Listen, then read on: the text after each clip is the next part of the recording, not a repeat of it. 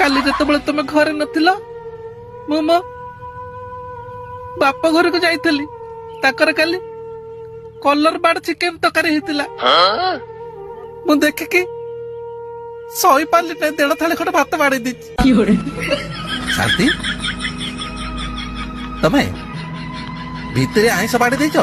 ହଁ, କିନ୍ତୁ ଆସିଲା ପରେ ମୁଁ ଭଲ କରି ଗୁଡାଗୁର ଦାନ୍ତ ଘଷି ଦେଇଛି। ଯାଉ ଶାନ୍ତି, କାନ୍ଦନି। ମୁଁ ତମ କଥା ବୁଝିପାରୁଛି।